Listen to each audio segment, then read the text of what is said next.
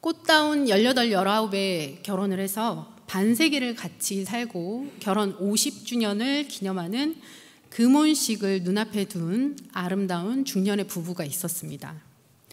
평생 서로를 아끼고 가족의 행복을 위해 자신이 하고 싶은 것들을 양보하고 헌신하고 살아온 두 부부를 위해서 하나님이 천사를 보내셔서 그들의 소원을 들어주기로 하셨습니다.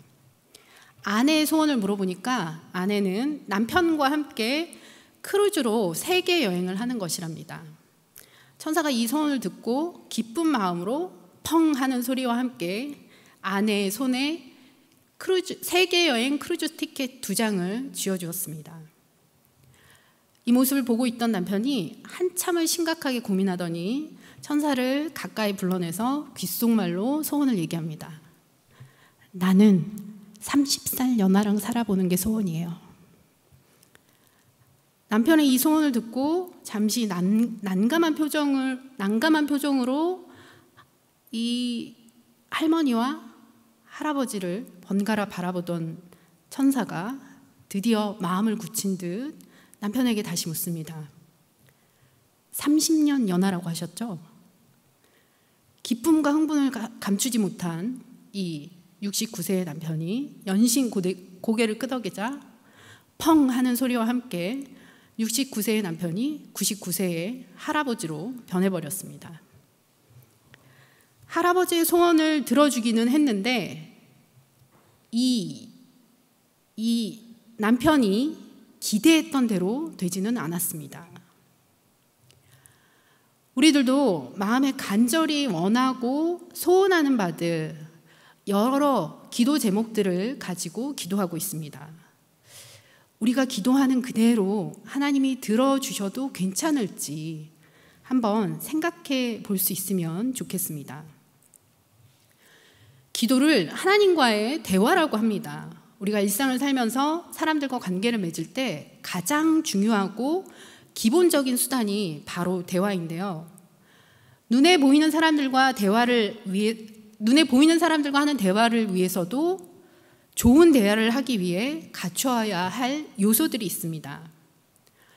첫 번째로 가장 중요한 요소는 좋은 대화는 말을 하는 것이 아니라 상대의 말을 듣는 것에서부터 시작합니다. 누군가와 이야기를 할 때 말을 잘하는 사람의 이야기를 듣는 것도 좋지만 내 이야기를 잘 들어주는 사람과 대화하는 것이 더 즐겁고 행복합니다. 여러분이 하는 이야기에 귀를 기울여주고 공감해주고 또 적극적인 반응과 함께 판단이나 정죄 없이 내 얘기를 들어주는 사람에게 더 쉽게 마음을 열고 더 깊은 자신의 속내를 털어놓을 수 있게 됩니다.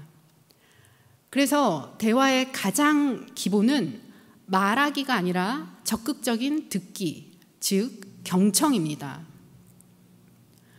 좋은 대화를 위해 필요한 두 번째 요소가 말하기입니다. 의사소통을 하기 위해서 서로의 생각과 느낌을 주고받고 또 표현하기 위해서 말이 필요한데요. 좋은 대화를 위해서는 이 말하기에도 기술이 필요합니다.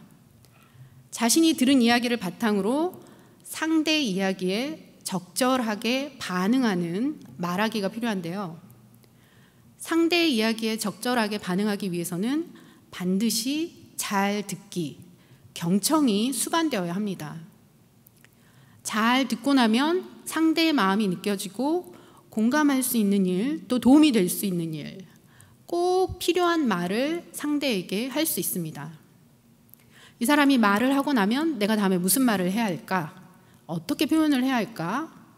자기가 하고 싶은 말을 잘 전달하기 위해 그것에 대해 상대가 얘기하는 동안 열심히 머리를 굴리며 생각하고 있으면 그 사람은 말을 잘하는 사람이 될 수는 있겠지만 좋은 대화 상대는 될 수 없습니다. 좋은 대화를 위한 세 번째 태도는 적절한 태도를 갖추는 것입니다. 상대가 무슨 말을 하나 판단하거나 평가하는 태도가 아니라 상대의 말을 있는 그대로 수용하고 용납하는 태도입니다. 더불어 말하는 사람의 이야기에 집중하면서 눈과 표정, 몸짓으로 호응을 해준다면 말하는 사람이 누구이건 간에 기쁘고 신이 나서 마음을 열고 진심으로 대화할 수 있게 됩니다. 그래서 좋은 대화의 기본은 현란한 기술이나 화려한 화술, 화법이 아니라 상대방을 진심으로 대하는 태도와 마음을 열고 경청하고 또 상대의 이야기에 적절하게 반응하는 말하기에 있습니다. 이런 말하기는 하루아침에 얻어질 수 있는 것이 아니라 매일매일 조금씩 자기의 말하기 패턴을 관찰하고 또 그것을 바꾸려고 노력하는 연습과 훈련을 통해서 얻어질 수 있습니다. 자, 그렇다면 우리와 하나님과의 대화인 기도는 어떨까요? 방금 얘기했던 좋은 대화의 요건을 고려한다면 하나님과의 대화에서도 말하기와 듣기 그리고 적절한 태도가 필요합니다. 대부분의 우리 기도는 어떤 필요나 요청에 의해서 시작되기 때문에 그것들을 하나님께 아뢰는 말하기가 있는 것은 분명합니다. 그런데 말하기보다 더 중요한 좋은 대화의 기본적인 요소인 듣기가 과연 우리 기도 안에 있는지는 의문입니다. 하나님의 도움이 필요한 여러 가지 요구와 요청들을 가지고 주님 앞에 나와서 우리의 필요에만 초점을 맞춰졌을 때 과연 우리가 그 기도 가운데서 하나님께 귀 기울일 수 있을까요? 하나님 앞에서 많은 도움의 요청, 많은 말을 하는데 과연 우리는 그에 앞서서 하나님의 음성을 듣기 위해 하나님이 나에게 무슨 말을 하려고 하시는지, 하나님의 마음을 느끼기 위해 우리가 무엇을 했는지, 어떤 노력과 어떤 과정이 있었는지 돌아봐야 할 필요가 있습니다. 하나님의 음성을 듣는다는 것, 특별한 은사를 받은 소수의 사람들 혹은 오랫동안 기도하며 훈련받은 특별한 사람들만이 할 수 있는 것이 절대 아닙니다. 하나님의 음성을 듣는다고 할 때 우리는 종종 그것이 우리가 귀로 다른 사람의 목소리를 듣는 것처럼 육성으로 들리는 소리일 거라고 기대합니다. 그래서 간혹가다 하나님의 음성을 직접 듣는다는 사람들의 이야기를 들을 때 혹하기도 하고 부러워하기도 합니다. 어떤 사람들은 하나님의 음성을 듣는다고 하는데 왜 도대체 나는 그런 하나님의 음성을 들을 수가 없는지 의구심이 생기고 회의감이 생기기도 합니다. 그래서 더 열심히 간절히 기도를 해보지만 아무런 음성이 들리지 않을 때는 실망하고 때로는 그래서 기도하는 것을 포기하기도 합니다. 제가 한국에서 장신대 신대원을 다니던 시절 모든 신대원 신입생들이 한 학기 동안 기숙사에 생활하면서 영성훈련을 받아야만 했습니다. 매주 한 번씩 자신의 영성생활이 어떻게 진행되고 있는지를 나누고 점검하는 시간이 있었습니다. 그래서 그 과정 중에 포천에 있는 은성수도원이라는 곳에 가서 3박 4일 동안 기도 훈련을 받는 시간이 있었습니다.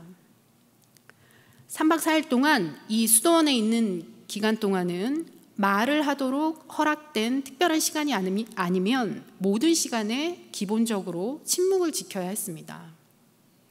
밥을 먹을 때도 침묵을 해야 됐고 수도원 안을 돌아다니면서 다른 동료들을 만나도 다른 친구들을 만나도 침묵을 지켜야만 했습니다.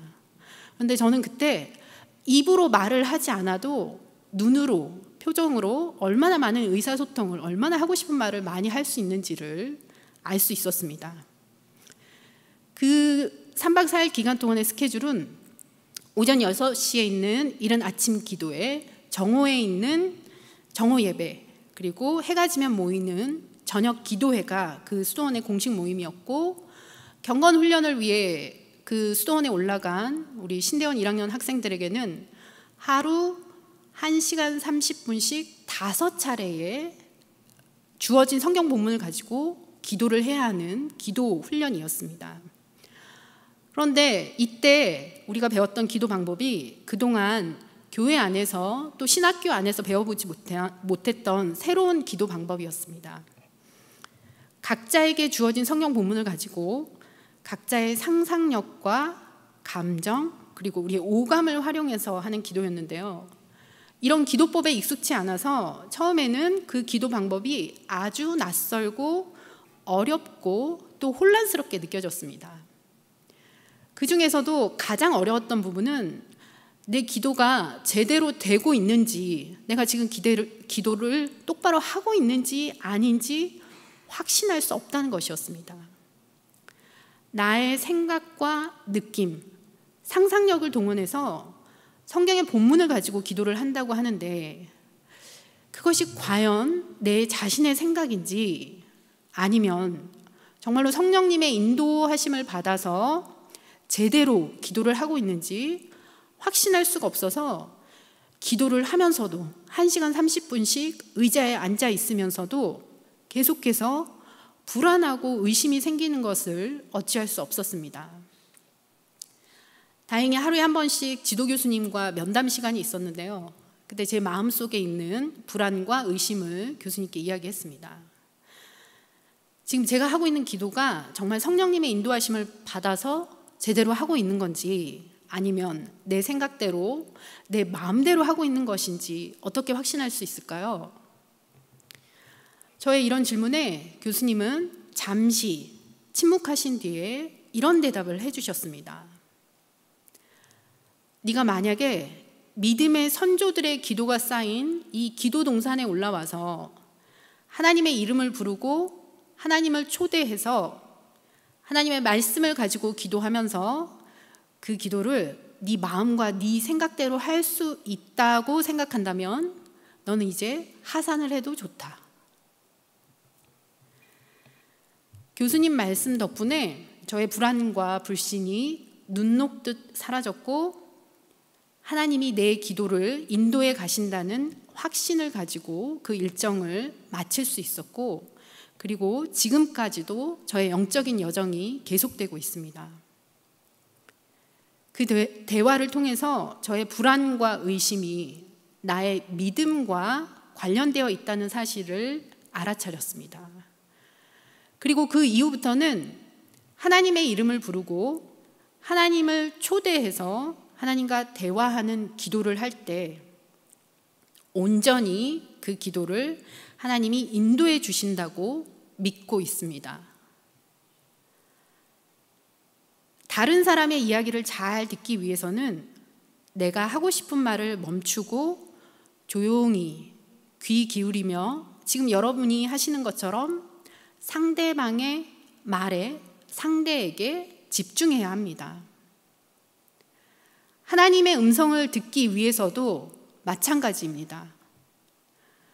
우리 안팎의 분주하고 시끄럽고 소란스러운 것들을 잠재우고 고요히 주님 앞에 나아가서 하나님께 귀 기울이고 하나님께만 집중할 수 있어야 합니다.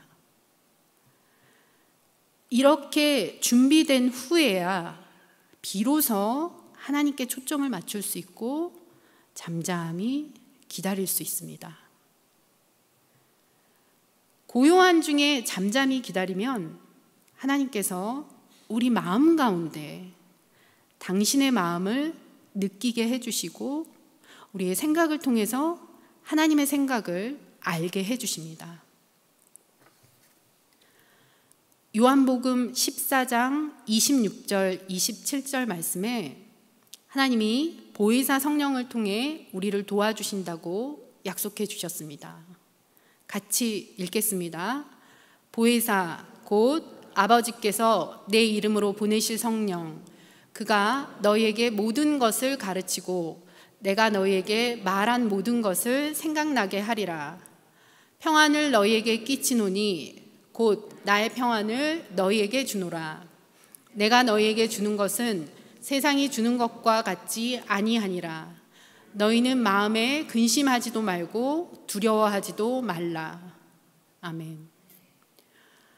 우리가 해결할 수 없는 온갖 어려운 문제들, 근심, 걱정거리들을 주님 앞에 가지고 나와 기도하며 하나님 앞에 아뢰고 났을 때 그 이후에 찾아오는, 기도 이후에 찾아오는 평안함 경험한 적 있지 않으십니까? 그 평안함이 바로 하나님의 응답입니다. 상황은 하나도 변하지 않았고 해결해야 할 문제들이 그대로 산적해 있는데 하나님께 기도하고 났더니 불안과 두려움은 온데간데 없이 사라지고 갑자기 느껴지는 알 수 없는 평안함.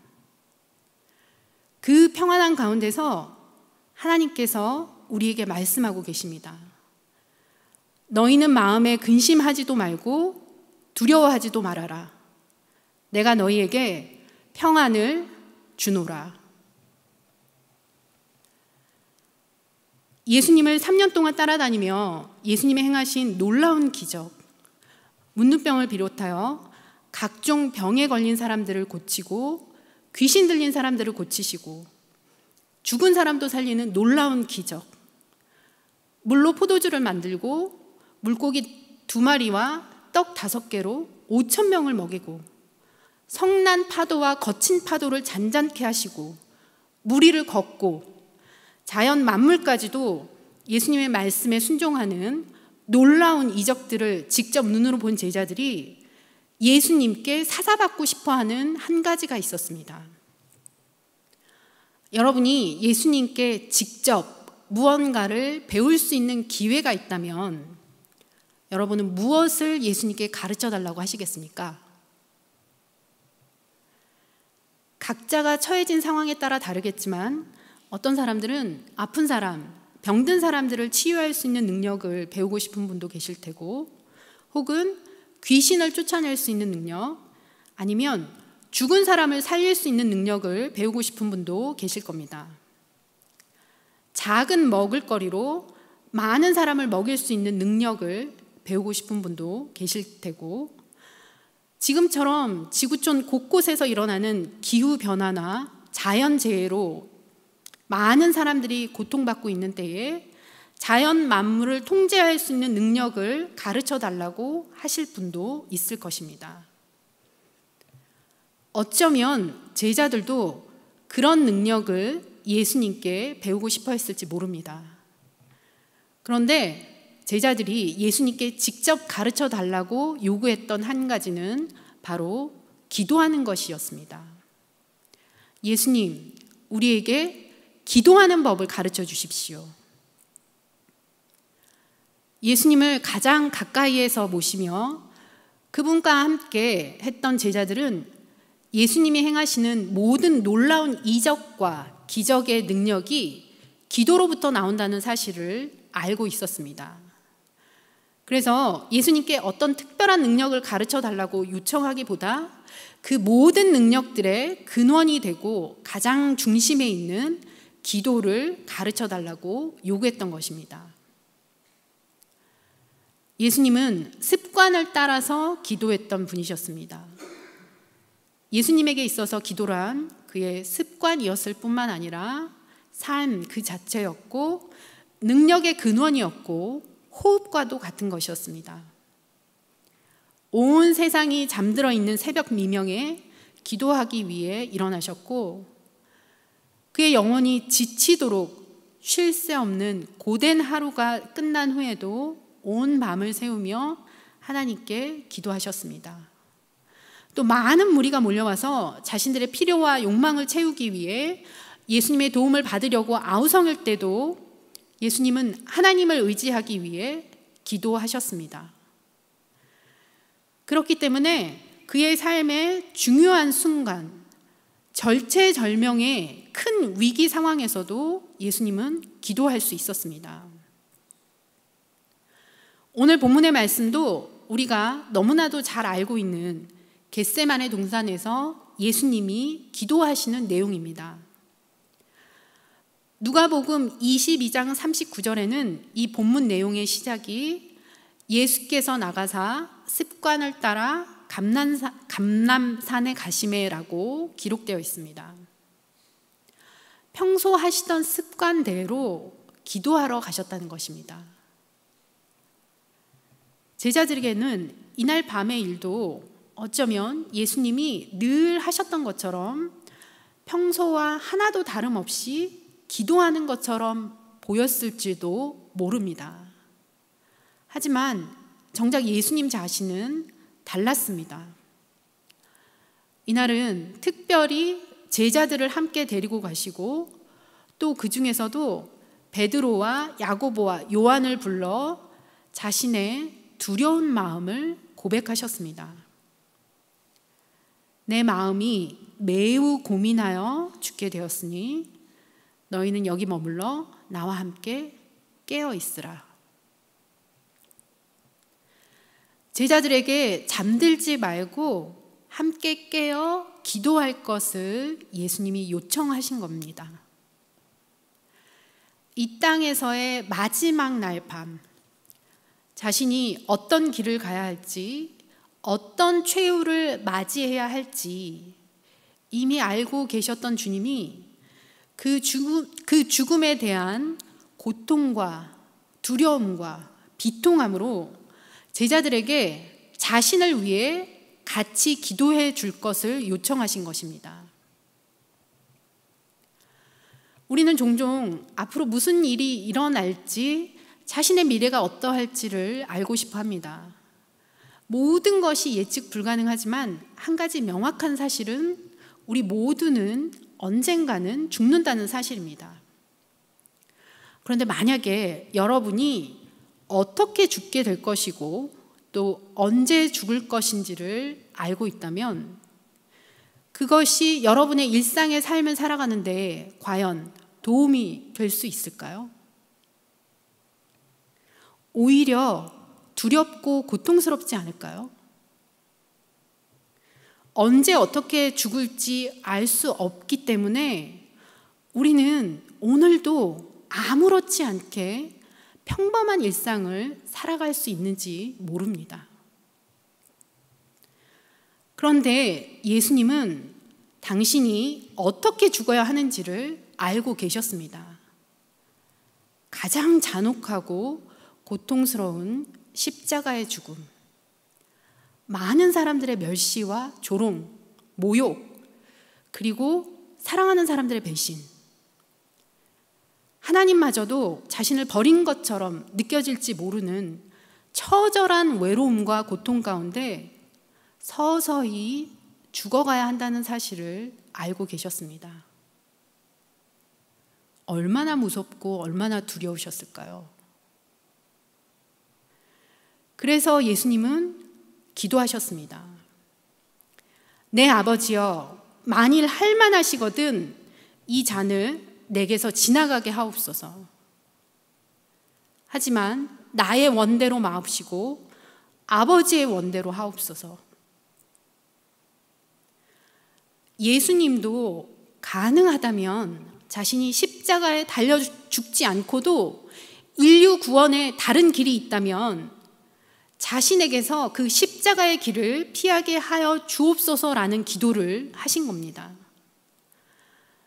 그러나 기도를 하면 할수록 그 길이 유일한 길임을, 오직 당신만이 가능한 길임을 아셨습니다. 할 수만 있다면, 가능하기만 하다면 그 잔을 피하고 싶은 예수님 자신의 간절한 바람과 자신의 뜻이 하나님 아버지의 뜻과 다른 것임을 아셨습니다. 그리고 기도하면서 마침내는 자신의 뜻이 아닌 하나님 아버지의 뜻을 따르기로, 하나님의 뜻에 순종하기로 결심합니다. 두 번째, 세 번째도 같은 기도를 하시며 예수님은 하나님의 뜻을 구합니다. 내 아버지여, 만일 내가 마시지 않고는 이 잔이 내게서 지나갈 수 없거든 아버지의 원대로 되기를 원하나이다. 예수님의 기도는 끝까지, 마지막까지 하나님의 뜻을 구하고 하나님의 뜻을 따르겠다는 기도였습니다. 할 수만 있다면 이 잔을 마시지 않고 피하게 해달라는 두려움과 슬픔 가운데 간구하는 사랑하는 아들의 간절한 기도. 자기는 두렵고 너무나 떨리고 너무나 무섭지만, 그렇지만 그것이 아버지의 뜻이기 때문에 아버지의 뜻을 따르겠노라 고백하는 사랑하는 아들의 피 맺힌 절규 같은 기도. 이 기도를 들으시는 하나님 아버지의 마음은 과연 어떠셨을까요? 죽어 마땅한 죄인들을 살리기 위해 하나밖에 없는 사랑하는 아들의 죽음을 목도해야 하는 아버지. 자식의 목숨을 살리기 위해 자신들의 목숨을 내놓는 부모들의 이야기를 우리는 가끔가다 듣습니다. 그런데 자기의 목숨보다 더 귀히 여기는 아들의 목숨을 내어주고 우리를 살리려 하시는 하나님의 마음, 그 존귀한 사랑을 받은 자들이, 그 존귀한 사랑을 받은 사람들이 바로 우리들입니다. 그런데 과연 우리의 기도는 어떻습니까? 하나님의 뜻을 묻고 그 뜻에 따르겠노라 기도하고 계십니까? 아니면 하나님이 내 뜻대로, 나의 원함대로 이루어 주시기를, 하나님이 내 뜻에 따라와 주기를 주장하고 요구하는 기도하고 있지는 않으십니까? 내가 기도하는 대로 하나님이 이루어 주시기를 기대하며 기도하고 있지는 않으십니까? 예수님이 우리에게 기도의 본을 보여주셨습니다. 어떤 상황 가운데 있든지, 무슨 기도 제목을 가지고 있든지 우리가 가장 먼저 구해야 할 것은 하나님의 뜻입니다. 우리의 원함과 필요에 앞서서 간구해야 할 것이 하나님의 뜻을 아는 것입니다. 고요한 중에 잠잠히 하나님 앞에 나가 하나님의 음성 듣기를 사모하시기 바랍니다.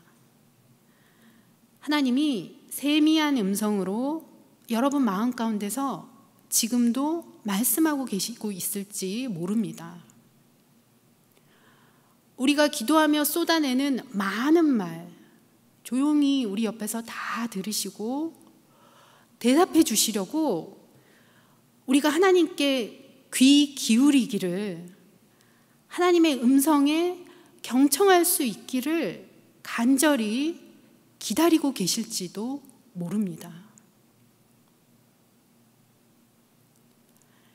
이제 하나님이 우리에게 말하실 수 있도록 우리가 준비를 해야 할 때입니다.